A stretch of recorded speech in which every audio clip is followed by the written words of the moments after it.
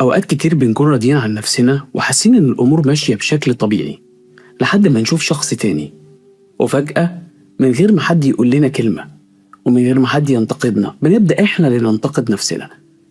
اللي كان عاجبنا في حياتنا ما بقاش بنفس الإحساس، واللي كنا شايفينه كفاية بقينا نحسه قليل. والسؤال هنا، هل إحنا فعلا اتغيرنا؟ السلام عليكم ورحمة الله وبركاته. أهلا بك يا صديقي الجميل في قناة سطور. لو دي أول مرة تشوفني فمعاك مصطفى قاسم. فكرة القناة ببساطة إننا بنقرأ في كل حلقة بعض السطور من حياتنا اليومية، واللي يمكن سطر واحد منها يغير طريقة تفكيرنا ونظرتنا للحياة. لو عجبتك فكرة القناة شرفنا باشتراكك ودعمنا باللايك، ويلا بينا نبدأ.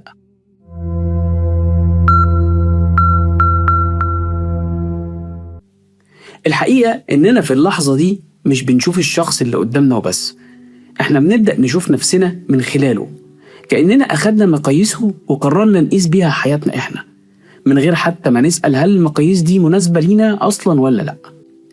المشكلة إن المقارنة مش بتبدأ بصوت عالي ولا بقرار واضح، هي بتدخل بهدوء شديد لدرجة إنك ممكن ما تحسش بيها.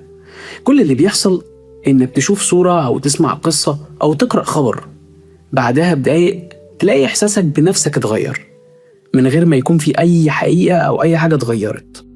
وده اللي يخلي المقارنة خطيرة، لأنها مش بتغير الواقع، هي بتغير نظرتك للواقع. تخيل أنت كنت ماشي في طريقك عادي، عارف أنت رايح فين وراضي بالخطوات اللي بتاخدها، لكن أول ما بصيت على طريق شخص تاني نسيت طريقك، وفضلت طول الوقت تبص هو وصل لفين وسرعته قد إيه وعدى كم محطة. ومن هنا بتبدأ أغرب حاجة ممكن تحصل لك، إنك بدل ما تعيش حياتك تبدأ تراقب حياة شخص تاني. وبدل ما تسأل نفسك أنت اتقدمت عن امبارح ولا لأ، يبقى السؤال اللي بدور في دماغك هو أنت متقدم ولا متأخر عن الناس. ويمكن دي أول غلطة بنقع فيها، لأن كل واحد فينا بيبدأ رحلته من مكان مختلف وبيواجه ظروف مختلفة وبيجري في طريق مختلف، ومع ذلك بنصر إننا نقارن النتيجة، وكأن كل الناس بدأت من أول سطر في حياتها بنفس الطريقة. السؤال هنا، ليه عقلنا بيقارن طول الوقت؟ لو فكرت فيها هتكتشف إن المقارنة في حد ذاتها مش حاجة جديدة. الإنسان من زمان وهو بيقارن، كان بيقارن نفسه بأخوه أو بجاره أو بزميله في الشغل، لكن الفرق إن المقارنة زمان كانت محدودة، أما النهاردة فهي شغالة طول الوقت تقريبا. كل مرة تفتح فيها موبايلك أنت مش بتشوف شخص واحد، أنت بتشوف عشرات ويمكن مئات الأشخاص، وكل واحد بيحاول يشارك أجمل لحظة في يومه أو أكبر إنجاز حققه، أو الصورة اللي ظهر لك فيها هي غالبا بأفضل شكل عنده. ومع تكرار المشهد ده كل يوم العقل بيبدأ يصدق إن دي هي الحياة الطبيعية، فيتهيأ لك إن كل الناس مبسوطة وكل الناس ماشية صح وكل الناس بتتقدم إلا أنت، مع إن الحقيقة مختلفة تماما، لأنك في الغالب بتشوف لحظات مختارة مش الحياة كلها. إحنا بقينا بنقارن يوم كامل من حياتنا بلقطة واحدة من حياة شخص تاني، بنقارن تعبنا اللي عارفينه بالتفصيل بنتيجة شخص تاني إحنا ما نعرفش وراها إيه.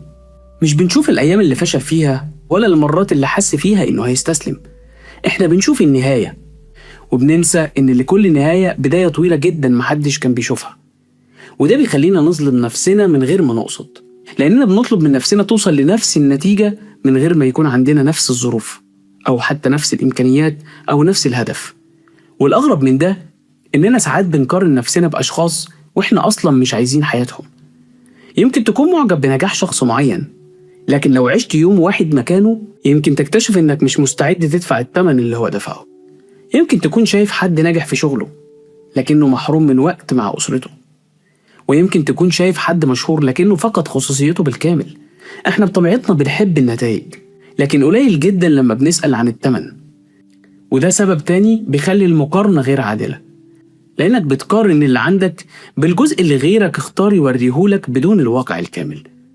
ولما تفضل تعمل كده كل يوم هيجي وقت تحس فيه إن أي إنجاز تحققه بقى عادي، مش لأنه قليل، لأنك طول الوقت بتبص على مسافة شخص تاني ونسيت تقيس المسافة اللي انت قطعتها بنفسك. وده اللي هنعرفه في الحلقة الجاية إن شاء الله. أتمنى تكون خرجت من الحلقة دي ولو بسطر واحد يغير حياتك. شكرا على وقتك الجميل. لو عجبتك الحلقة ابعتها للي بتحبه وما تنساش تشترك في القناة وتدعمنا بلايك. والسلام عليكم ورحمة الله وبركاته.